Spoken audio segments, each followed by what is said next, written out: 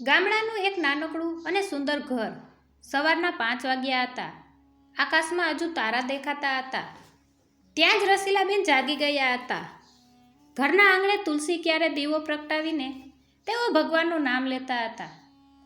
રસીલાબેન સ્વભાવે થોડા શિસ્તબદ્ધ હતા, પણ તેમનું મન સાફ હતું. રસોડામાં તેમની વહુ માનસી ચા બનાવી રહી હતી. માનસીને આ ઘરમાં આવ્યાને હજુ 2 જ વર્ષ થયા હતા. તે ભણેલી ગણેલી હોવા છતાં ગામડાના આ ઘરમાં દૂધમાં સાકર ભળે એમ ભળી ગઈ હતી. સાસુ અને વહુ વચ્ચે આમ તો પ્રેમ હતો, પણ પેલી મનની વાતો શેર થાય એવી મિત્રતા હજુ બની નહોતી.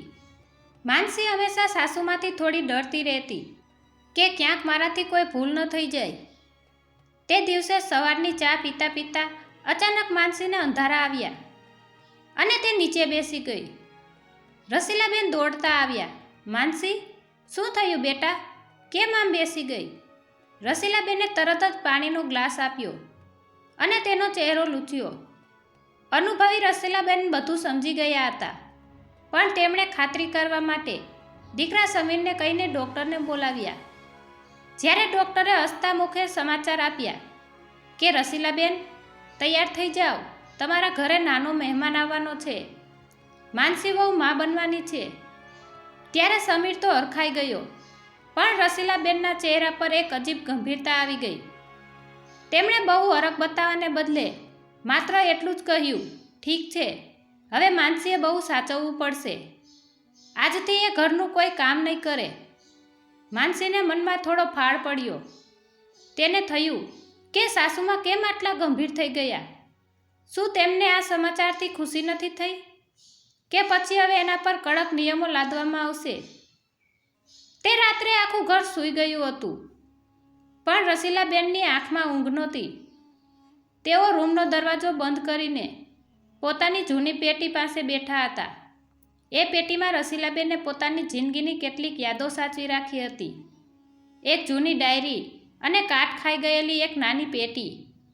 ડાયરીના પાના ફેરવતા તેમની આંખો ભીની થઈ ગઈ.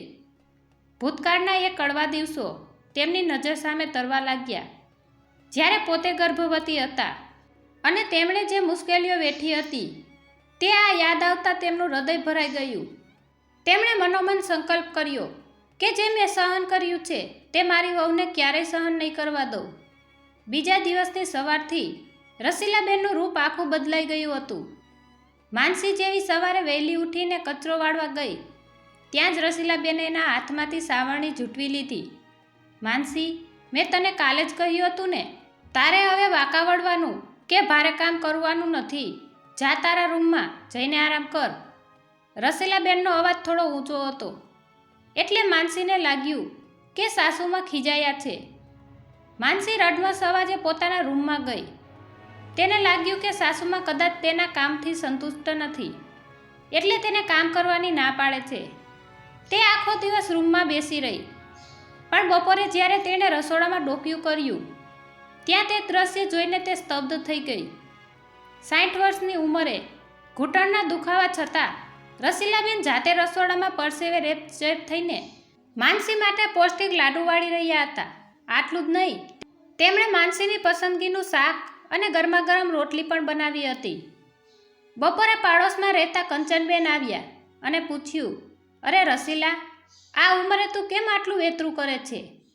વહુને કહે ને, એ તો જુવાન છે. ત્યારે રસીલાબેને જે જવાબ આપ્યો તે સાંભળીને દરવાજા પાછળ ઊભેલી માનસીના પગ નીચેથી જમીન સરકી ગઈ. કંચનબેનના સવાલનો જવાબ આપતા રસીલાબેનનો અવાજ ગળગળો થઈ ગયો. તેમણે રસોડાનો રૂમાલ ખંભે નાખતા કહ્યું, કંચન, આને વેતરું ના કહેવાય. આ તો મારા વંશના દીવાને સાચવવાની તૈયારી છે. મારી માનસી તો આ ઘરની લક્ષ્મી છે અને હવે એના શરીરમાં એક નવો જીવ પાંગરી રહ્યો છે. મારી વહુએ કોઈ તકલીફ પડે એ મને નહીં પોસાય. કંચનબેને કટાક્ષમાં કહ્યું, પણ રસીલા, આપણે પણ વહુઓ હતા. આખી ગર્ભાવસ્થા દરમિયાન ખેતરે કામ કર્યું છે, પાણીના બેડા ભર્યા છે અને સાસુની ગાળો પણ ખાધી છે. અત્યારની વહુઓને તો જરા લાડ લડાવો એટલે માથે ચડી જાય. રસીલાબેને શાંતિથી જવાબ આપ્યો, બસ કંચન, એ જ તો મારે નથી કરવું. આપણે જે દુઃખ વેઠ્યું એ જ દુઃખ જો આપણી વહુઓને આપીએ તો આપણામાં અને પેલા પથ્થર દિલના લોકોમાં શું ફેર? હું નથી ઈચ્છતી કે જે પીડા મેં મારા સમયમાં ભોગવી હતી એ જ પીડા મારી વહુ ભોગવે. દરવાજા પાછળ ઊભેલી માનસી આ સાંભળીને હેપતાઈ ગઈ. તેને સમજાઈ ગયું કે જેને તે સાસુનો કડક સ્વભાવ સમજતી હતી તે ખરેખર તો તેની ચિંતા હતી. માનસી ધીમે પગલે રસોડામાં ગઈ અને રસીલાબેનનો હાથ પકડી લીધો. મમ્મી, મને માફ કરી દો. હું તો એમ સમજતી હતી કે તમે મારા પર ગુસ્સે છો. રસીલાબેને માનસીના માથે હાથ મૂક્યો અને હસીને કહ્યું, બેટા, માં ક્યારેય દીકરા દીકરી પર ગુસ્સે થાય? આજથી તારું ધ્યાન રાખવું એ મારી જવાબદારી છે.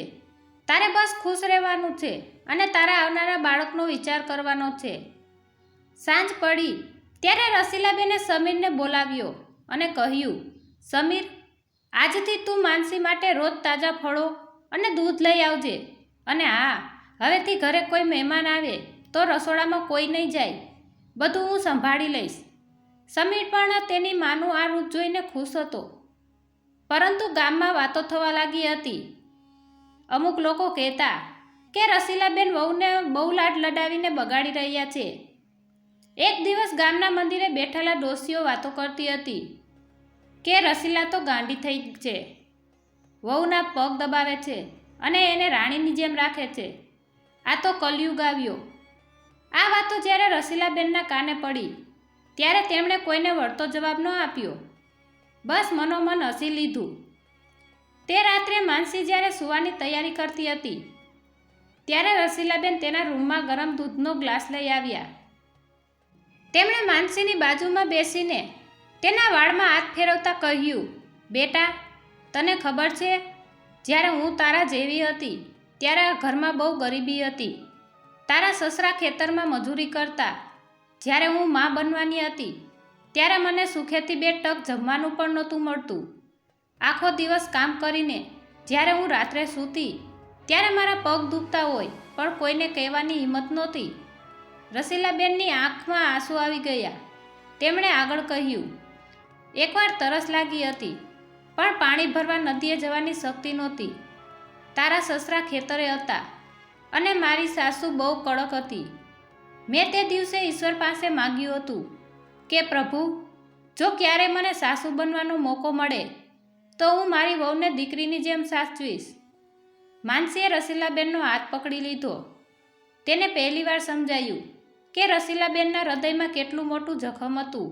તે દિવસે બંને સાસુ વહુ વચ્ચેના પેલા આદરના પડદા હટી ગયા અને એક અતૂટ મૈત્રી બંધાઈ ગઈ. પણ હજુ તો કસોટી બાકી હતી. 7મો મહિનો પૂરો થવા આવ્યો હતો અને અચાનક એક રાત્રે માનસીની તબિયત બહુ બગડી ગઈ. બહાર જોરદાર વરસાદ પડી રહ્યો હતો અને ગામમાં કોઈ સાધન મળે તેમ નહોતું. રસીલાબેને જે કર્યું તે જોઈને આખું ગામ દંગ રહી ગયું. બહાર મુસળધાર વરસાદ પડી રહ્યો હતો. આકાશમાં વીજળીના કડાકા થઈ રહ્યા હતા અને આખું ગામ ગાઢ નિંદ્રામાં હતું. અચાનક સમીરના રૂમમાંથી જોરથી બૂમ સંભળાઈ, મમ્મી, જલ્દી આવો, માનસીને બહુ દુખાવો ઉપડ્યો છે. રસીલાબેન જલ્દી જાગી ગયા અને દોડતા માનસીના રૂમમાં પહોંચ્યા. માનસી પીડાથી કણસતી રહી હતી. તેનો ચહેરો પરસેવે રેબઝેબ હતો. રસીલાબેને તેનો હાથ પકડીને હિંમત આપી. ગભરાતી નહીં બેટા, હું બેઠી છું ને. તેમણે સમીરને કહ્યું, સમીર, જલ્દી ગાડીવાળા લાલજીભાઈને ફોન કર. આપણે અત્યારે જ શહેરની હોસ્પિટલ જવું પડશે. સમીરે ધ્રુજતા હાથે ફોન લગાવ્યો પણ વરસાદના કારણે નેટવર્ક ગાયબ હતું. તેણે બહાર જઈને જોયું તો રસ્તાઓ પર ઘૂંટણ સમાણા પાણી ભરાઈ ગયા હતા. સમીર દોડતો પાછો આવ્યો. મમ્મી, ફોન નથી લાગતો અને બહાર આટલા પાણીમાં કોઈ ગાડી આવી શકે તેમ નથી. શું કરીશું? માનસીની હાલત વધુને વધુ બગડી રહી હતી. રસીલાબેનને સમજાઈ ગયું કે હવે સમય બહુ ઓછો છે. તેમણે તરત જ સમીરને કહ્યું, સમીર, તું ગામમાં સરપંચના ઘરે દોડ અને ત્યાંથી જે પણ વાહન મળે તે લઈ આવ. હું ત્યાં સુધી માનસી પાસે છું. સમીર વરસાદમાં ભીંજાતો દોડ્યો. ઘરમાં આવે રસીલાબેન અને માનસી બે જ હતા. વીજળી જતી રહી હતી. માત્ર એક મીણબત્તીના અજવાળામાં રસીલાબેન માનસીનું માથું પંપાળી રહ્યા હતા. માનસી ધ્રુજતા અવાજે બોલી, મમ્મી, મને બહુ બીક લાગે છે. મને કંઈક થઈ જશે તો? રસીલાબેને મક્કમતાથી કહ્યું, કાંઈ નહીં થાય તને. તારી સાથે તારી મા ઊભી છે. તું બસ ઈશ્વરનું નામ લે. પણ અંદરથી રસીલાબેન પણ ડરી રહ્યા હતા. તેમને પોતાનો એ દિવસ યાદ આવ્યો જ્યારે હોસ્પિટલના અભાવે તેમણે પોતાનું એક સંતાન ગુમાવ્યું હતું. તે દિવસે તેમને મદદ કરવાવાળું કોઈ નહોતું. પણ આજે તેઓ પોતાની વહુ સાથે આવું નહીં થવા દે. અડધો કલાક વીત્યો પણ સમીર પાછો ન આવ્યો. રસીલાબેને જોયું કે માનસી બેભાન જેવી થઈ રહી હતી. હવે વધારે રાહ જોવી જોખમી હતી. 60 વર્ષના રસીલાબેને, જેમને ઘૂંટણનો સખત દુખાવો રહેતો હતો, તેમણે એક અકલ્પનીય નિર્ણય લીધો. તેમણે માનસીને ચાદરમાં લપેટી અને જોર કરીને તેને પોતાની પીઠ પર લેવાનો પ્રયત્ન કર્યો. હા, એક સાસુ પોતાની ગર્ભવતી વહુને પીઠ પર ઉચકીને ઘરની બહાર નીકળી. વરસાદના જોરદાર ઝાપટા તેમના ચહેરા પર વાગી રહ્યા હતા. કાદવમાં પગ લપસી રહ્યા હતા. પણ રસીલાબેનના પગમાં આજે કોઈ અદ્ભુત શક્તિ આવી ગઈ હતી. તેઓ માનસીને લઈને ગામના મુખ્ય રસ્તા તરફ ચાલવા લાગ્યા. રસ્તામાં પાણી વધતું જતું હતું. હે ભગવાન, મારી વહુ અને બાળકને બચાવી લેજે. ભલે મારા પ્રાણ નીકળી જાય. રસીલાબેન મનોમન પ્રાર્થના કરી રહ્યા હતા.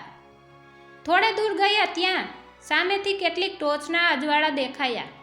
સમીર ગામના 4-5 માણસો અને એક ટ્રેક્ટર લઈને આવી રહ્યો હતો. જ્યારે સમીરે અને ગામના લોકોએ જોયું કે રસીલાબેન પોતાની વહુને પીઠ પર ઉચકીને વરસાદમાં પાણી કાપીને આવી રહ્યા છે, ત્યારે બધાની આંખો ફાટી ગઈ. કોઈને વિશ્વાસ નહોતો આવતો કે એક સાસુ પોતાની વહુ માટે આવું સાહસ કરી શકે. સરપંચે તરત જ આગળ વધીને માનસીને ટ્રેક્ટરમાં સુવડાવી. રસીલાબેન હાંફતા હાંફતા ટ્રેક્ટરમાં બેઠા. તેમની સાડી ભીંજાઈ ગઈ હતી. પગમાંથી લોહી નીકળતું હતું. પણ તેમની નજર તો માત્ર માનસીના ચહેરા પર જ હતી. હોસ્પિટલ પહોંચ્યા પછી ડૉક્ટરોએ માનસીને તાત્કાલિક ઓપરેશન થિયેટરમાં લીધી. 2 કલાક સુધી રસીલાબેનને હોસ્પિટલના લોબીમાં ભીના કપડે ધ્રુજતા શરીર બેસી રહ્યા. સમીરે કહ્યું, મમ્મી, તમે કપડાં બદલી લો. તમે બીમાર પડી જશો. પણ રસીલાબેન હલ્યા પણ નહીં. છેવટે ઓપરેશન થિયેટરનો દરવાજો ખુલ્યો. ડૉક્ટર બહાર આવ્યા અને તેમના ચહેરા પર સ્મિત હતું. તેમણે રસીલાબેન પાસે આવીને કહ્યું, માજી, માનસી અને બાળક બંને સુરક્ષિત છે. જો તમે સમયસર તેને ન લાવ્યા હોત તો અનર્થ થઈ જાત. તમારી હિંમતને સલામ છે. આ સાંભળતા જ રસીલાબેન ત્યાં જ ફસડાઈ પડ્યા અને રડવા લાગ્યા. આ ખુશીના આંસુ હતા. હોસ્પિટલના એ રૂમમાં જ્યારે માનસીને હોશ આવ્યો ત્યારે તેની નજર સૌથી પહેલાં ખૂણામાં બેઠેલા રસીલાબેન પર પડી. રસીલાબેનના કપડાં હજુ પણ થોડા ભીના હતા અને તેમના પગમાં પાટા બાંધેલા હતા. માનસીને સમીરે બધી વાત કરી કે કેવી રીતે તેની સાસુએ તેને પીઠ પર ઉચકીને અડધી રાત્રે વરસાદમાં રસ્તો કાપ્યો હતો. માનસીની આંખોમાંથી દળ આંસુ વહેવા લાગ્યા. તેણે ધ્રુજતા હાથે રસીલાબેનને પાસે બોલાવ્યા. રસીલાબેન દોડીને આવ્યા અને માનસીના માથે હાથ મૂક્યો. કેમ છે બેટા? હવે દુખાવો નથી થતો ને? માનસી કાંઈ બોલી શકી નહીં. બસ તેણે રસીલાબેનનો હાથ પકડીને પોતાના ગાલ પર મૂકી દીધો. તે દિવસે હોસ્પિટલનો સ્ટાફ અને બીજા દર્દીઓ પણ આ દ્રશ્ય જોઈને ભાવુક થઈ ગયા હતા. બધા કહેતા હતા, નસીબદાર છે આ વહુ, જેને આવી મા જેવી સાસુ મળી છે. 5 દિવસ પછી માનસી અને નાના દીકરાને રજા મળી. આખું ગામ આતુરતાથી તેમની રાહ જોતું હતું. સમીર ગાડી લઈને ઘરના આંગણે પહોંચ્યો. ગામના લોકો પણ ત્યાં ભેગા થયા હતા, કારણ કે રસીલાબેને આખા ગામને જમવાનું આમંત્રણ આપ્યું હતું. પણ જેવું માનસીએ ગાડીમાંથી ઉતરવાનો પ્રયત્ન કર્યો, રસીલાબેને તેને રોકી દીધી. ઊભી રહે બેટા, હજુ તારું સ્વાગત બાકી છે. રસીલાબેન અંદર ગયા અને એક થાળીમાં કુમકુમ અને ચોખા લઈને આવ્યા. તેમણે માનસીની આરતી ઉતારી. પણ આ તો સામાન્ય હતું. બધાને નવાઈ ત્યારે લાગી જ્યારે રસીલાબેને જમીન પર પોતાની મોંઘી રેશમી સાડી પાથરી દીધી. મમ્મી, આ શું કરો છો? આ તમારી સૌથી પ્રિય સાડી છે, માનસી બોલી ઉઠી. રસીલાબેન ગળગળ આવાજે કહ્યું, બેટા, આ સાડી તો કાલે બીજી આવી જશે. પણ તે મને જે દાદી બનવાનું સુખ આપ્યું છે અને મારા વંશને આગળ વધાર્યો છે, એનાથી મોટું કાંઈ નથી. મારે ઈચ્છા છે કે તારા અને મારા પૌત્રના પગલાં આ ભીની જમીન પર નહીં, પણ આ સાડી પર પડે. તું આ ઘરની વહુ નથી, તું આ ઘરની આબરૂ અને મારી દીકરી છે. આખું ગામ સ્તબ્ધ થઈને જોઈ રહ્યું હતું. જે સાસુઓ પોતાની વહુઓ પર હુકમ ચલાવતી હતી, તેમની આંખો આજે રસીલાબેનને જોઈને શરમથી ઝૂકી ગઈ અને પછી ભીની થઈ ગઈ. રસીલાબેને વહુના પગ ધોયા અને તેને માનભેર ઘરમાં લાવી. તે રાત્રે જમણવારમાં આખું ગામ હાજર હતું. રસીલાબેને બધાની વચ્ચે ઊભા રહીને કહ્યું, આજ સુધી આપણે વહુને પારકી ગણી છે, પણ યાદ રાખજો, જે વહુ પોતાના મા બાપને છોડીને આપણા ઘરે આવે છે, જો આપણે એને મા બનીને પ્રેમ નહીં આપીએ તો આપણો ધર્મ અધૂરો છે. મેં જે રીતે દુઃખ વેઠ્યું હતું એ વહુએ ન વેઠવું એ જ મારી સાચી જીત છે. ગામના લોકોની આંખોમાં આંસુ હતા. રસીલાબેને જે કર્યું તે માત્ર એક વહુ માટે નહોતું, પણ સમાજની જૂની વિચારધારા સામે એક મોટો પ્રહાર હતો. માનસીએ મનોમન નક્કી કર્યું કે તે પણ ભવિષ્યમાં રસીલાબેન જેવી જ મા અને સાસુ બનશે. આજે તે ઘરમાં ખુશીઓની પધરામણી થઈ હતી. સાસુ અને વહુના સંબંધમાં હવે કોઈ મર્યાદા કે ડર નહોતો, માત્ર અપાર પ્રેમ અને આદર હતો. બધા રસીલાબેનની હિંમત અને પ્રેમ જોઈને ખરેખર રડી પડ્યા હતા. પણ એ આંસુ આનંદના હતા. સાસુ જો મા બની જાય તો વહુ ક્યારેય દીકરી બનવા પાછી પાન નથી કરતી. સંબંધોમાં કડકાઈ નહીં, પણ કરુણા હોવી જોઈએ. આ વાર્તા ગમી હોય તો અત્યારે જ આ વિડીયોને લાઈક કરો અને તમારી ફેમિલી અને મિત્રો સાથે શેર કરો. આવી જ પ્રેરણાદાયી વાર્તાઓ સાંભળવા માટે અમારી ચેનલને સબસ્ક્રાઈબ કરવાનું ભૂલશો નહીં. તમારો કિંમતી સમય આપવા બદલ આભાર.